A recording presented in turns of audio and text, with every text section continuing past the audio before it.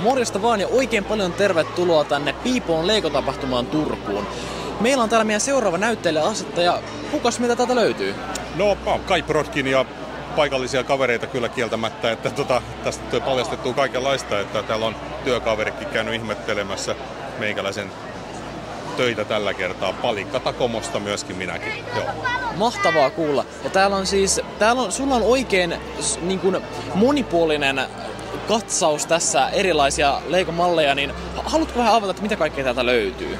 Joo, tää lähtee siitä, että tässä on tämä rauhallisuuden puisto, mikä on tämmöinen japanilaistyylinen asia, niin tää nyt on lisätty valoilla, mutta että tähän on ihan Legon virallinen setti, ihan suoraan. Ja mikä tässä on itseään niin tämmöisessä niin mokkirakentajana kiinnostaa, niin tätähän pystyisi helposti rakentamaan vaikka tuplana tätä, tehdä lisää tähän jokea, että tämä on aika semmoinen houkutteleva. Nythän tämä on tämmöinen kaunis kirjahyllysetti, mutta että tässä on aika paljon potentiaalia. Tässä on ihmiset ihmetellyt näitä tiettyjä kaarevia osia, mitä täältä löytyy. Että onko Lego tämmöisiäkin tehnyt? No on se tehnyt, kyllä. Niin kuin tässäkin nämä valot erityisesti vielä tuota niin kuin oikein kyllä, nimenomaan elegantin tämmöisen fiiliksen tähän. Tämä tietty orgaanisuus, mitä näissä löytyy, niin se on kiinnostaa monta kertaa. Tässä ihan pienet tytöt ja pojatkin niin tästä innostuu, että hei, tommosia puita. Että tästä on vähän semmoista niin kuin omaa ideaa, että näin niitä voisi tehdä nämä, vaikka välttämättä ihan Suomen luonnossa ihan samanlaisia, mutta kuitenkin. Kyllä ehdottomasti, ja siis yleisesti mä ainakin voin sanoa itse, että aina kun näkyy just tosi tämmöisiä orgaanisia muotoja, tosi tämmöistä luonnonläheistä, niin se aina kyllä niinku osuu silmään silleen tosi hyvällä tavalla, että niinku, niitä näinkin voi asioita tehdä, ja se on hienoa nähdä, Sitten täällä on vähän Indiana Jonesia, eikö näin? Tässä on näitä vähän uudempia Indiana Jones-settejä, että näitähän ei näitä on nyt taas tullut lisää, näissä on näitä kaikenlaisia toiminnallisuuksia löytyy, mä en nyt ihan osaakaan ihan kaikkia käyttää, mutta Indiana Jones on niin kuin elokuvasarjana ihan mukava. Itse en ihan suoraan muista, oliko se näin tämä Raiders of the Lost Arkissa tämä kohtaus, mutta siellähän tuli niitä käärmeitä mistä India ei oikein jostain kumman syystä ei tykkää niistä, että niitä olisi voinut tuonne pistää vielä tuplasti enemmänkin, mutta että kyllä nämä on ihan Lego-käärmeitä. Joku kyselee, että mistä kaupasta ne on erikseen ostettu, mutta ei, kyllä nämä on ihan oikeita tavaraa. Kyllä, ja täällä on ehkä silleen, niin kuin vieläkin niin kuin, ehkä Indiana Jonesin kuitenkin niin kuin tunnetuimpia kohtauksia täällä. Eli tämä on tosiaan se ensimmäisen Indy, niin se ensimmäiset 15 minuuttia taitaa, vai onko se pitempikin tämä kohtaus, missä Indy koittaa saada tämän kultaisen hahmon tuolta vaihdettua se hiekkapussiin, ja se ihan menee sitten niin kuin pitäisi, että on kova homma paita täältä tämä koko homman läpi. Siinä lopussa tahtoo tämä kivipallo vedä Indin päälle, ja täällä on kaikenlaisia ovia, mutta ne ei ehkä nyt kaikki tässä toimi. Mä oon vähän huono tätä nyt esittelemään. Tässä kuuluisi roikkua kaveri tuolla, mennä edestakaisin. Tää on semmoinen kuilukohtaus. Sehän on aika väkivaltainen kohtaus sinänsä niin kuin siinä oikeassa elokuvassa, että mielenkiintoista, että Lego on lähtenyt sen kuitenkin tekemään siellä. Että kyllä, ehdottomasti. Hahmo täältä, saattaa sitä mitenkään näkyy, niin siinä pitäisi tulla valot tänne lisäksi, että se kattelee tätä. En mä muista, että oliko siinä nyt ihan samalla lailla oikeasti rakennettuna, ehkä olikin. Täällä on kaikenlaisia naamoja ihan mukavista osista tehty, että yksityiskohtia on. Kyllä, ehdottomasti. Hyvin suunniteltu. Siis tämähän on semmoinen setti, mikä on alun perin fanien tekemä Lego Ideas-sarjan, että sit se on äänestetty sen verran kovaksi, että tehdäänpä se sitten ihan oikein siitä. Kyllä, ehdottomasti. Ja se on kyllä niin kuin, siis vaikka tämä Indiana Jones on kyllä kieltämättä ehkä vähän semmoinen Lego-sarjojen outlier, tämmönen vähän niin kuin, koska nimenomaan Indiana Jones on lähtökohtaisesti hyvinkin tämmönen rankka, kyllä niin kuin rohkea veto ollut Legolta alun perin, että he lähti mukaan, mutta myös, että ne on niin kuin vieläkin tekee näitä. Ja vielä myös se, että onhan tää siis semmonen inspiroiva myöskin tää siis tämmöinen playsetti tämmöinen. Niin, kyllä. Näitä on aikoinaan, siis muistakin leluista löytyy, että on sitä aktiivisuutta ja interaktiivisuutta. Että tähän voisi voinut sitten taas myöskin tätäkin itse vähän tuunata lisäksi, jos ehdottomasti, ja tässä myös ehkä nousee semmoinen tietynlainen jopa innostus siihen ainakin itsellä, että ja inspiraatio, se on mikä niinku on jollei muuta, niin täytyy katsoa se elokuva uudestaan. Niin se. Tässä on nämä 3 settiä, mitä me tässä keskusteltiin, ne on kaikki mun veljenpoikien rakentamia. Mä olen ostanut setit ja antanut heille hommaksi, ja he on sitten tykänneet näitä ihmiset 10 ja 12-vuotiaat, että mitä näistä tekniikkoja. Ne on itsekin oppinut niistä kaikenlaista, että vaikka ovatkin todella taitavia, että tämä myöhemmin hankittu valosettikin oli kuulemma ollut aika vaikea sinne asentaa, että siitä tuli palautetta, että ei se ollutkaan niin helppoa, mitä kuvittelisi. Kyllä, mä uskon että ihan varmasti siinä on semmosia, mutta mun mielestä se on myös näyttää tässä just tätä, että Lego on tämmönen monisukupolvinen kokemus, että siinä niin kuin pystyy, niin kuin, että siitä pystyy nauttimaan niin kuin, nimenomaan niin kuin vaikka omat niin kuin lapset ja lapsenlapset ja veljenpojat ja kaikki muutkin, että siinä niin kuin, se yhdistää. Joskushan elettiin sellaista aikaa, että kun oli vähän suppeammin, että tehtiin johonkin 10-12-vuotias, sitten sen jälkeen Legot ei kiinnosta, pistetään ne pois. Nykyään se tilanne on vähän muuttunut, kun on tullut näitä tämmöistä aikuisten juttuja. Tuolla on kaverilla arkkitehtuuria ja sitten on näitä orgaanisia kukkajuttuja, niin mä oon nähnyt sen tällaisena, että nyt on vihdoin viimein Lego onnistunut paikkaamaan ne kohdat siellä. Jollain tavoin, niin ne on tullut sitä mielenkiintoa sekä tytöille että pojille niin jatkaa sitä sitten jo aika jäkkääksikin. Kyllä, ehdottomasti. Ja mun mielestä se on ollut kans tosi hienoa seurata, varsinkin tässä viimeisen, sanotaan vaikka 4 vuoden aikana, niin mun mielestä se on niinku ihan räjähtänyt se. Että niinku, ja siis, aika lyhyt aika tässä. Kyllä, ehdottomasti. Ja siis mä voin sanoa, että silleen, jopa omasta kokemuksesta, että kun jossain kohtaa meinas tulla vähän semmonen, että niinku, että halu oli kyllä jatkaa, mutta sitten kun vähän semmonen joku sosiaalinen paine, että no ei kukaan niinku leiki, enkä mäkään leikin niillä, mutta kun rakentaminen on eri asia vielä, ja se on niinku mun mielestä hienoa, että Lego on myös itse nähnyt sen potentiaalia. Mun mielestä niin kuin, ja näissäkin tosi monessa sillä niin kuin, että onko nämä niin kuin, että joo, kyllä niillä niin kuin lapsethan pystyy totta kai leikkiä, se on hyvä, mutta siis samaan aikaan ne on myös niin kuin, onhan nääkin siis niin kuin, ihan siis loistavia, nimenomaan voi pistää johonkin kirjahyllyyn ja ne on semmosia pieniä taidekappaleita siellä. Täällä meillä on, no esittelepä sä, mikäs meiltä täältä löytyy?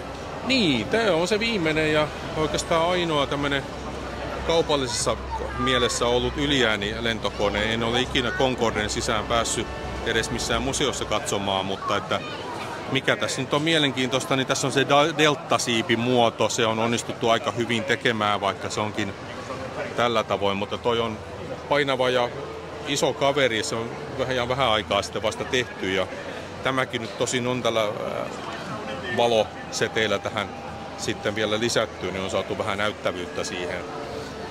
Mutta tämä nyt edustaa semmoista, että tässä on moni aikuinen tämä haluaa sitten, että joo, että kyllä toi täytyy ihan äkkiä nyt tilata itselleen. Että tämä moni on täällä sitten semmoinen, mikä tietää tuosta aviaatiosta vähän enemmän kuin minä, niin on osannut kertoa kaikkia teknisiä asioita tästä aika paljonkin. Toiminnallisuutta tässä itse setissä on noin renkaat menee tuossa sisään ja ulos, että se siinä toimii. Ja sitten siinä on sen lisäksi vielä toi nokka nousee, niin mä voisin sitä vähän tuosta näyttää, niin se on siis ihan käsivoimin tuosta nostettavissa tänne cruise-asentoon, kun mennään sillä 2 mahilla. Niin. Mutta eihän tässä mitään ihan hirveitä erikoisia osia ja tällaista ole, mutta kyllä se on niin kuin hyvän näköiseksi saatu lentokone. Ei näitä isoja ole älytty tehdä. On ehdottomasti, siis kyllä se näyttää kyllä todella mahtavalta ja siis kyllä mä sanon, että nämä vielä lisää niin paljon nämä valot myös tähän, että se niin kuin näkyy sieltä ihan selkeästi vielä enemmän ja kauemmas, kun siellä on ne valot. Ja just ehkä se on kyllä niin kuin siis totta, että onhan siis niin kuin se, mitä mäkin tiedän siis Lego-valotuksesta, jota siis Lego yhteensopivista valotuksista, niin se on niin kuin vähän harmi tietenkin, että Lego ei itsestä tee, mutta samaan aikaan just siinä on kyllä ne ihan ymmärrettävät niin kuin syyt, että just, että niitä pitäisi saada turvalliset ja helpot käyttää. Ja se on niin kuin ehkä se ongelma siinä. Uskallanko mä tämän nyt niin kuin nostaa? Mulla on täällä alhaalla suurin piirtein teipillä näitä juttuja nyt tällä hetkellä kiinni, koska sitä johdotusta on täällä ihan huomattavasti, niin ne ei ole mitään ihan kauniin näköistä tavaraa. Niitä ei pysty ihan täysin siinä. Näitä kiintysripoja on täällä useampia tämmöisiä settejä, että mun täytyisi tohon pistää prikkiä päälle, niin se olisi vähän jemmassa. Ja täältä tahtoo näköjään moottorikin olla putoamassa nyt pois, mutta vielä pysyy sentään. Kyllä. Mutta tämä jalusta on myöskin, tässä on jotain retroa, tää on kyllä kiva, tää on kyllä komea. Niin, se on kyllä, joo. Se on kyllä. Joo. Se on tyylikäs. Joo, ei ole tarrana tehty. Tässähän ei ole tarroja ollenkaan, että se Legon päässä jotain aina välillä on tämmöistä menee oikein, että ei ole tarrolla toteutettua. Että mun mielestä jos setti maksaakin jotain, niin ei se saisi olla ihan helposti toteutettuna, että noi on ihan printtejä. Mahtavaa, ja siis nimenomaan kyllä tässä niinku, on myös mielenkiintoista nähdä, että miten tää tämmönen valotus kuitenkin pelaa loppupeleissä. Mä löysin sentään netistä tämmöistä valokuvaa, mikä nyt sit kertoo sitä, mikä se löytyy ihan tämä sama värityskin. Mun alkoi vähän epäilyttämään, että onko sitä tommosena olemassa, mutta se on todennäköisesti jokin alkuajan koeversio tai näitä ensimmäisiä niin siltä ajoilta tämä juttu. Ja tähän nyt on 70-luvun puolella tehty ja sen tekniikkakin on vähän sellaista, mutta edelleenkin olisi ollut kyllä kova lintu lentämään, jolle ei polttaisi niin paljon sitten kerosiinia. Mutta jos tässä nyt aasinsiltana nyt hypätään nyt tämmöiseen 70-80-luvun, niin 25 vuonna muistaakseni tuli ihan mielenkiintoinen elokuva. Tuli jatko-osa tähän Stallonen Rambo-juttuun, First Blood 2, minkä ensi illassa Jenkeissä porukka nousi seisomaan ja hurras, kun se oli niin hieno. Olihan se hieno elokuva ja on vieläkin. Tämä oli hyvin yksinkertaisesti toteutettu tämä koko homma. Mä tein sen muutama päivä ennen tätä näyttelyä, että keräsin pöydän täyteen tässä näitä osia aika paljon ja näitä väriosia ja vertasin sitten kännykkäkuvasta, minkä näköinen se posteri on, että onnistuiko siitä tekemään. Sitten vielä yksi mun mielestä ehdottomasti mielenkiintoisimmista, niin mikäs meiltä täältä sitten vielä löytyy? No joo, tää on edustaa, Turussa on jonkun verran Jugendia, tai oikeastaan aika paljonkin rakennuksina, niin tää on vanha pankkirakennus, Turun osakepankki 1907 vuodelta, arkkitehti Strandelin tekemä. Hän on aika paljon rakennuksia Turkuun tehnyt. Tää on jälkeenpäin ollut monenkin tai muutamankin erilaisen pubin käytössä, että tässä alimmassa kerroksessa on tälläkin hetkellä on ihan ollut ravintolaa, missä nyt en ole kyllä käynytkään vähän aikaa, mutta ihmiset täällä tuntee sen sanalla Old Bank, sen nimisenä rakennuksena. Ja mä kävin sitä kuvailemassa vähän niistä kulmista, mitä niin pystyy ja näin edelleen. Ja kyllä mä sitten sain tärkeintä oli niin oikeastaan kun mä lähdin tekemään tätä pohjaa, niin mä sain sen mittakaavan. Sehän niin aina sitä, mikä niin hakee. Kyllä, mä en siinä omasta mielestä kompromissia siinä sitten tehnyt, että kyllä pitäisi olla sama määrä ikkuna ja kaikkea. Yksi mikä tässä oli hankala, täällä on puolen prikin muutos tonne sisäänpäin toi ikkuna.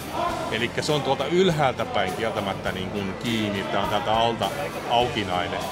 Jos se olisi ollut tuolla syvemmällä, niin mä en olisi tykännyt siitä. niin. Tuli vähän hontelot, mutta näin pienillä asioilla pystyy näitä tehdä ja sitten taas sen siirto on vähän hankalaa monta kertaa. Mutta kyllä se ehdottomasti siinä tulee taas semmonen ihan uudenlainen syvyys, kun se on nimenomaan sen puolikkaankin prikin siellä sisäpuolella. Että se on ehkä näissä muissakin ikkunoissa ollut ehkä mukavaa siinä, mutta ne ei ole ainakaan tämä valokuvan mukaan ihan samalla lailla, että toi on alimmaisen kovaa. Kyllä.